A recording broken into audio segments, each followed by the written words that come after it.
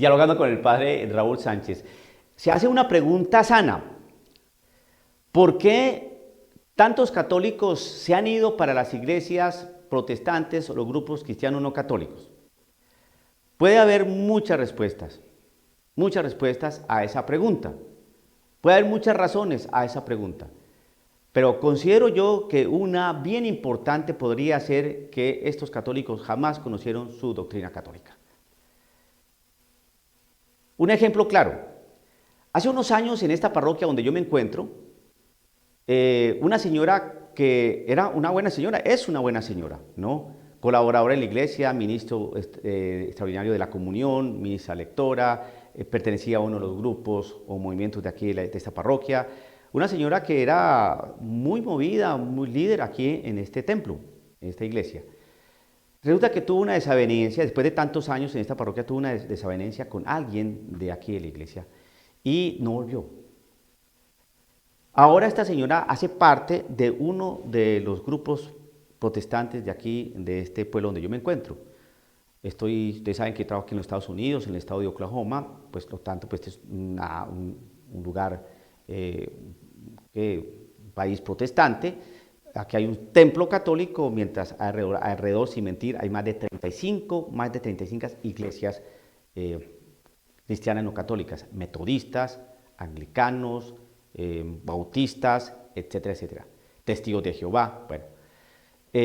Pues esta querida dama de quien estoy hablando hace parte de algunos de estos grupos y ya lleva años allí. La pregunta es la siguiente: ¿por qué esta señora se fue de la iglesia católica? La respuesta es porque jamás conoció la doctrina de la iglesia. Si esta señora estuviera segura a quién estaba repartiendo, a quién estaba dando en el momento de la comunión, seguramente esta señora no se va. ¿Pero por qué se fue? Porque no conoce su doctrina. Eso es lo que está pasando en la iglesia católica hoy. Pues el problema o el fenómeno ya no es cuestión de que los protestantes se estén llevando a la gente, sino que los mismos eclesiásticos y algunos laicos, ¿no?, están enseñando cosas que no son y están confundiendo a la gente. Entonces, por eso hay que hacer apologética. En aquellos años nos dormimos los católicos porque la pensábamos ya segura. Son católicos, ahí están. Pues resulta que no. Hoy existen yo no sé cuántas iglesias protestantes, cuántos grupos cristianos no católicos que están llenos de católicos que nunca aprendieron su doctrina, su enseñanza. Hoy ya nosotros nos podemos dormir, pero no nos podemos dormir ya no frente a aquellos grupos cristianos no católicos, sino no nos podemos dormir con algunos lobos que están dentro de la iglesia.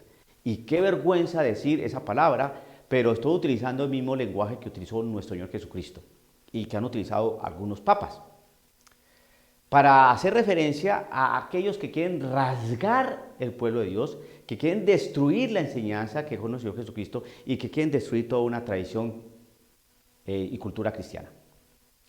Entonces, por eso tenemos que enfrentarnos de una manera inteligente, con mansedumbre, pero con astucia. Con la astucia de la serpiente que nos habla el Evangelio. Con mansedumbre, con educación, con decencia, con respeto, pero con firmeza. A ver, existen unos lobos muy sutiles. Los lobos sutiles son aquellos que ven que hay un conflicto, y son aquellos que hacen que ese conflicto pues no se vea como tal. No, mira, no lo mires, no lo veas así, es una manera de hablar, son cosas que hay que asumir dentro de unos procesos de pronto hasta bastante largos para poder comprender qué es lo que nos quieren decir. Pero si analizamos las cosas con calma, vemos que hasta puede haber algo ahí interesante que nos pueda servir. Esas personas, ¿qué están haciendo? Están desbaratando con ese lenguaje toda una firmeza del Evangelio. Supongamos, vamos a mirar. El tema de las bendiciones que hubo por allá en en algún sector de Alemania con algunos eclesiásticos, con el patrocinio de algunos obispos y cardenales. Entonces se bendijo el amor, ¿no?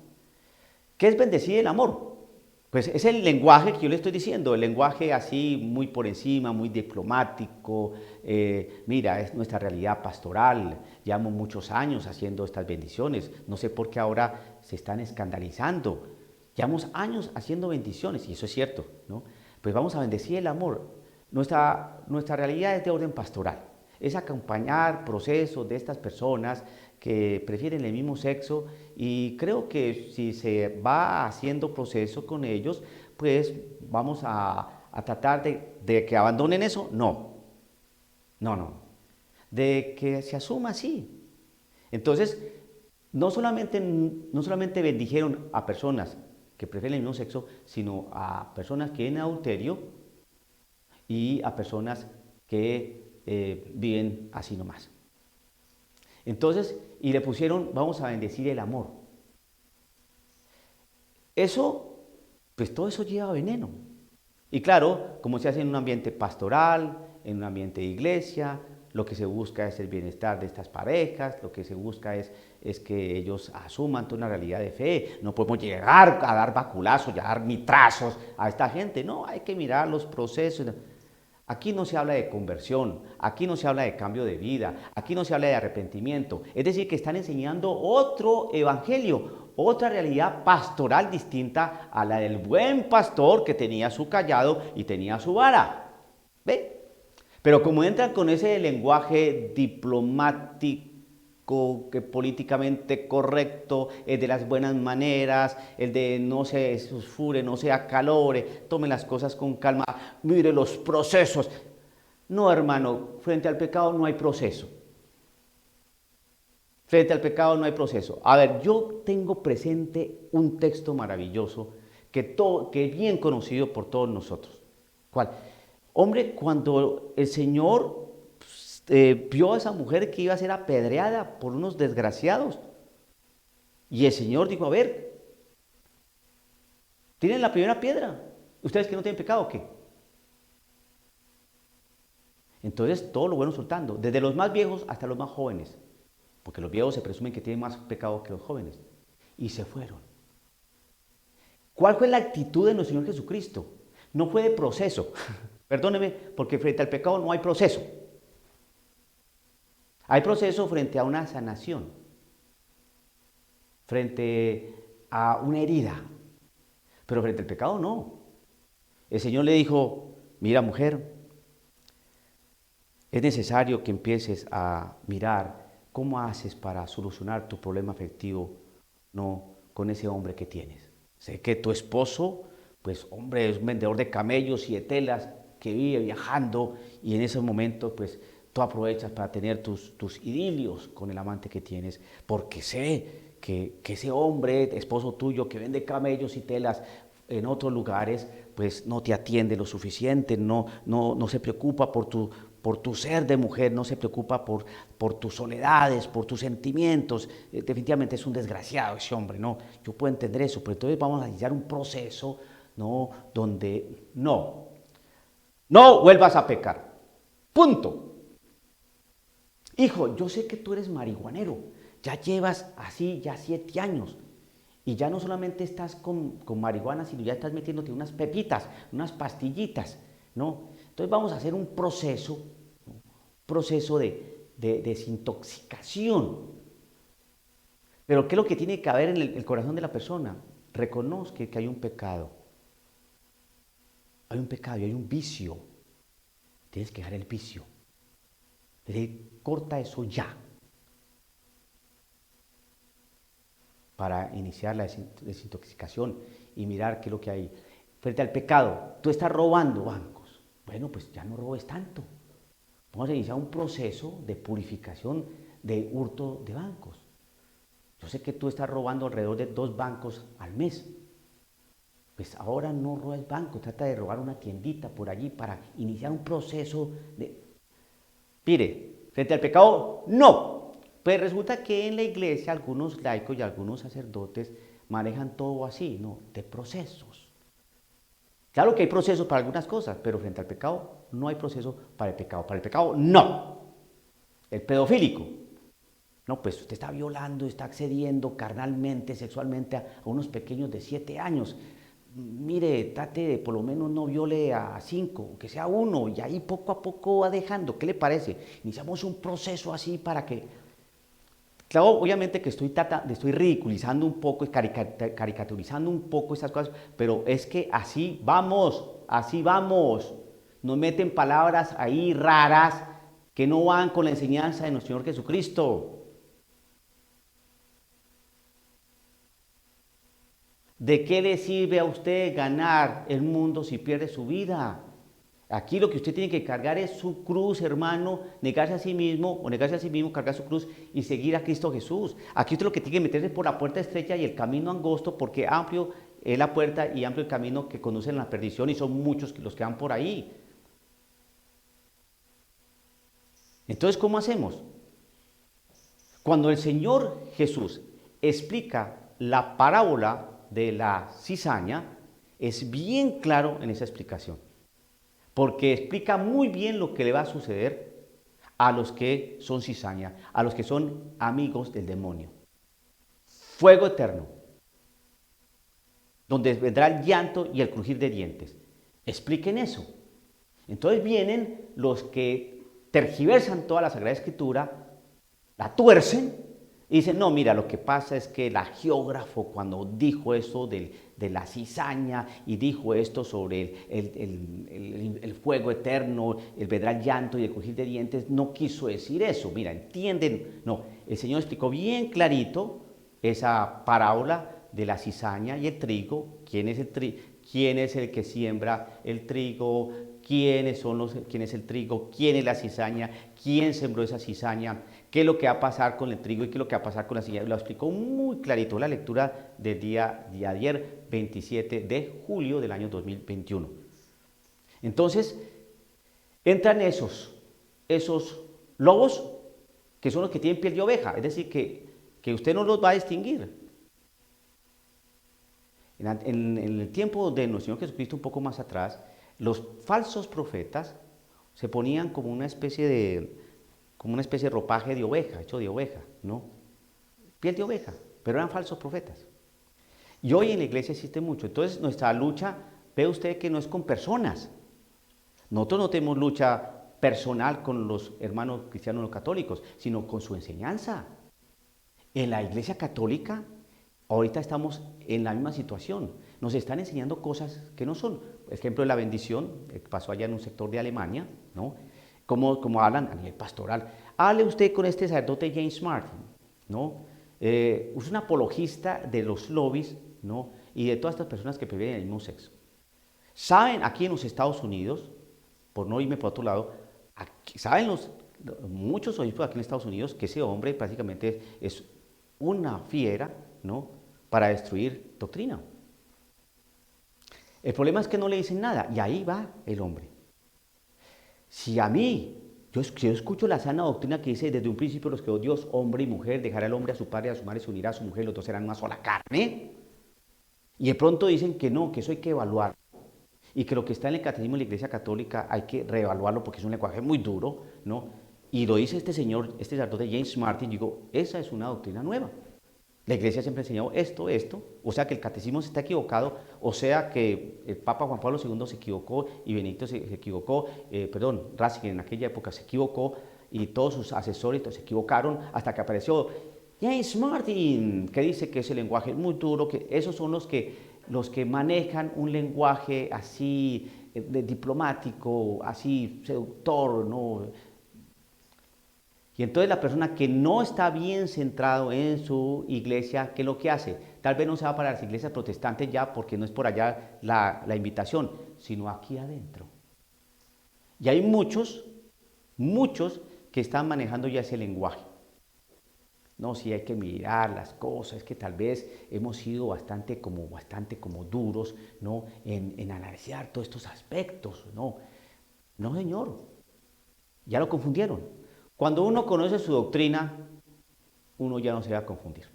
No. No, pues que mira lo que está diciendo este Humberto Sosa, prepósito general de los jesuitas, ¿no? Un hombre inteligentísimo, ¿no? Un hombre brillante, pues seguramente muy brillante, muy santo, nadie va a decir que no, pero eso que diga que el demonio no existe, que es una realidad simbólica, va en contra de un dogma de la Iglesia Católica. ¿Por qué estoy diciendo esto? Como base a aquellos que siguen afirmando que Jesucristo no multiplicó panes y peces, que eso no fue un milagro, simplemente no fue magia, simplemente no se acabaron y que eso fue un compartir. Sí, esos tres elementos desaparezcanlos por ahí porque eso no es doctrina y no es enseñanza de la Iglesia Católica. No fue un compartir, no fue un compartir, no fue un compartir. A ver, vamos a mirar. Vamos al texto y entonces uno va a mirar si fue un compartir, porque usted puede armar una interpretación. Es que Jesucristo, cuando está con nosotros, nos invita a la generosidad, al compartir, al ser generosos. Y por eso todo el mundo sacó de sus alforjas su comida y de esos 5 panes y esos 2 peces alcanzaron para todos. El compartir, la generosidad, estar con el Señor. ¡Qué alegría! ¡Qué bonito! Ay, Dios mío, cuando uno escucha ese tipo de enseñanzas, uno es como para ponerse a llorar. A ver, 5 panes, 2 peces. Le dicen, Señor, pero ¿qué es eso para tanta gente? Tráigamelos. La bendición, hizo la bendición. Se los dio a los apóstoles para que se lo repartieran a la gente. ¿Qué pasó ahí? Dice, no se acabaron. No eso, sino que sobró. ¿Y de dónde sobró? La palabra del Señor nunca dice que no se acabaron. No, eso es una mentira, es una enseñanza, una interpretación. Lo que dice la Escritura es que sobró. La Sagrada Escritura nunca habla de un compartir. No. La palabra del Señor dice que al ver la gente, la señal que hizo Cristo Jesús, lo quisieron nombrar rey. Por lo que hizo. ¿Qué hizo?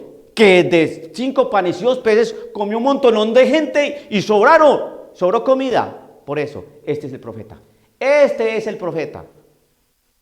Decir otra cosa es salirse del texto y volver eso un mensaje moralista. Qué bonito compartir con Cristo Jesús. Es que es tan hermoso, papá lindo, cuando está con nosotros. Es divino nuestro Señor el compartir. No, muchas veces uno con Cristo Jesús sufre mucha penalidad también. Y muchas veces no hay compartir, sino hay mucha soledad y mucha persecución. No nos dejemos engañar. Sobre la multiplicación de los panes, un simple reparto de provisiones.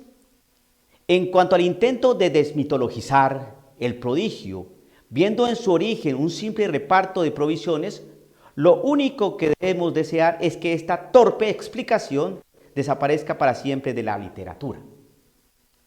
Este milagro no tiene nada que ver con una excursión en la que se reparte la merienda, sino que tiene como punto de referencia la figura de Dios alimentando a su pueblo en el desierto. Después de este milagro es cuando viene, ¿no?, todo el discurso, el pan de vida, que muchos discípulos dejaron de seguir al Señor cuando dijo que había que comer su carne. Ese lenguaje es muy duro y dejaron de seguirlo. Entonces sabemos que Reimarus, Strauss, Lessing, Kahn, Schleiermacher, Feuerbach, Bullmann, todos estos y otros tantos más, simplemente quitan todo lo sobrenatural, desmitologizan la escritura y la ponen en una perspectiva naturalista.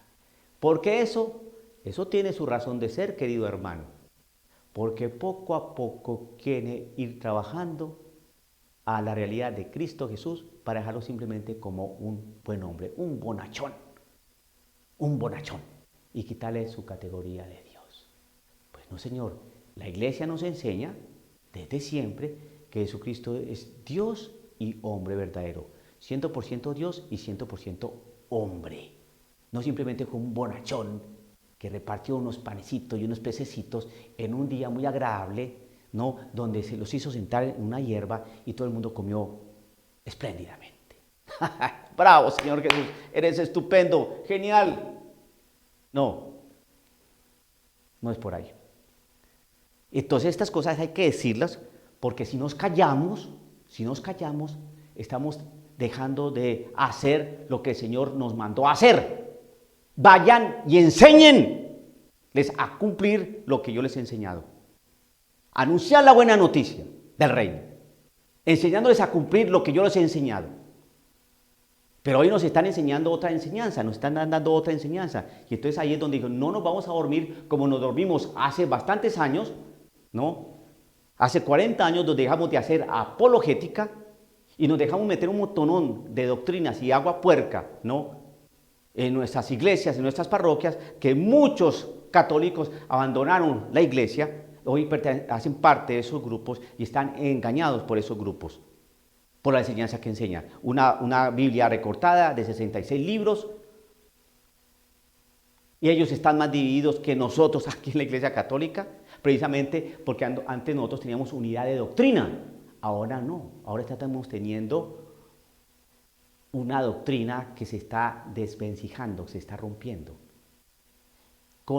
Siempre con esa, ojo, hay un dicho muy sabio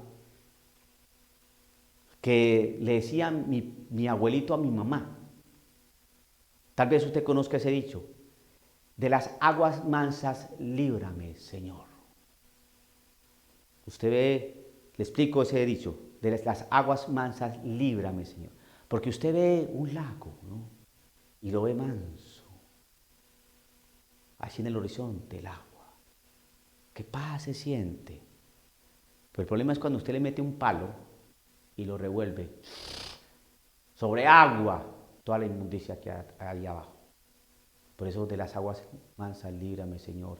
Todos aquellos que hablan con un acento, con una cadencia, que no sé qué, no nos exasperemos. Miremos las cosas procesualmente. Ahí vamos, la iglesia siempre ha tenido problemas. Este es uno más. Como diciendo, siga ahí durmiendo, ahí, pelmácese allí, no diga nada. Retose ahí nomás, retose, ahí. No. Levántate de los muertos tú que duermes.